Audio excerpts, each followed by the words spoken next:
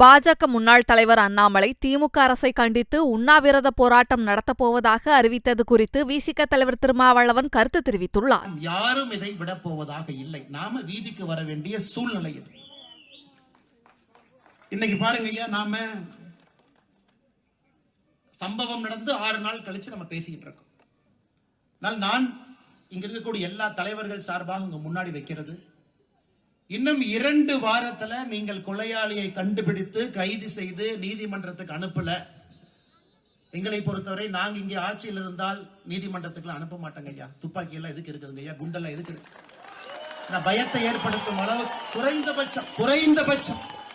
குறைந்தபட்சம் நீங்க அதை செய்யல அப்படின்னா 20ஆம் தேதியிலிருந்து செவ்வாய்க்கிழமைங்க ஐயா, 20ஆம் தேதி இதே சிவகிரியில தொடர் உண்ணாவிரத போராட்டத்திலே நாம் அமர இருக்கின்றோம். தொடர் உண்ணாவிரத போராட்டம் அது கலைக்கணும்னா முதலமைச்சர் தான் இங்க வரணும்.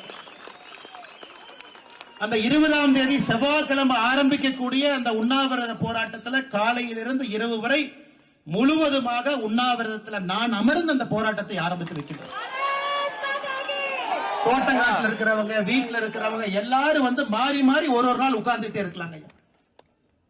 நீதி கிடைத்தாக வேண்டும். இன்னொரு கிராமத்துல, இன்னொரு ஊர்ல, இன்னொரு விவசாய குடும்பத்துல இன்னொரு தாத்தா பாட்டி அப்பா அம்மாவோ அடித்து கொல்லப்படுவதற்கு முன்பு இதுதான் கொங்கு பகுதியில தமிழகத்துல இது போன்ற கொலை கடைசி என்பதை இந்த ராமசாமி கவுண்டர் ஐயாவுடைய கொலையின் மூலமாக அதை என்று கொண்டு வருவோம். அவர் இப்போ பழைய தலைவர் இன்னும் மறந்துட்டார். அவர் இப்போ தலைவராக இருக்கிறதா நினைச்சிட்டு பேசுறாரு. அவருக்கு பதிலாக வேற ஒரு தலைவரை நியமனம் பண்ணிட்டாங்க, திரு நயினார் நாகேந்திரன்.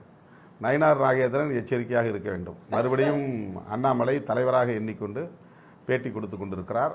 தமிழ்நாடு பாஜக தலைவர் நயினார் நாகேந்திரனா அல்லது அண்ணாமலையா என்பதை அவர்கள் முடிவு செய்ய வேண்டும். அவங்களுக்கு இன்னும் அந்த பழைய ஞாபகம் இருக்குன்னு நினைக்கிறேன். யாரும் இதை விடப்போவதாக இல்லை. நாம வீதிக்கு வர வேண்டிய சூழ்நிலை இது. இன்னைக்கு பாருங்க ஐயா, நாம சம்பவம் நடந்து 6 நாள் கழிச்சு நம்ம பேசிக்கிட்டு இருக்கோம். நான் இங்க இருக்கக்கூடிய எல்லா தலைவர்கள் சார்பாக உங்க முன்னாடி வைக்கிறது, இன்னும் 2 வாரத்துல நீங்கள் கொலையாளியை கண்டுபிடித்து கைது செய்து நீதிமன்றத்துக்கு அனுப்பல. எங்களை பொறுத்தவரை நாங்க இங்கே ஆட்சியில் இருந்தால் நீதிமன்றத்துக்கு அனுப்ப மாட்டாங்க ஐயா. துப்பாக்கி எல்லாம் எதுக்கு இருக்குதுங்க ஐயா, குண்டெல்லாம் எதுக்கு இருக்கு? பயத்தை ஏற்படுத்தும் அளவு குறைந்தபட்சம் நீங்க அதை செய்யல அப்படின்னா 20ஆம் தேதியிலிருந்து செவ்வாய்க்கிழமைங்க ஐயா, 20ஆம் தேதி இதே சிவகிரியில தொடர் உண்ணாவிரத போராட்டத்திலே நாம் அமர இருக்கின்றோம். தொடர் உண்ணாவிரத போராட்டம் அது கலைக்கணும்னா முதலமைச்சர் தான் இங்க வரணும். அந்த 20ஆம் தேதி செவ்வாய்க்கிழமை ஆரம்பிக்கக்கூடிய அந்த உண்ணாவிரத போராட்டத்தில் காலையிலிருந்து இரவு வரை முழுவதுமாக உண்ணாவிரதத்தில் நான் அமர்ந்து அந்த போராட்டத்தை ஆரம்பித்து வைக்கிறேன்.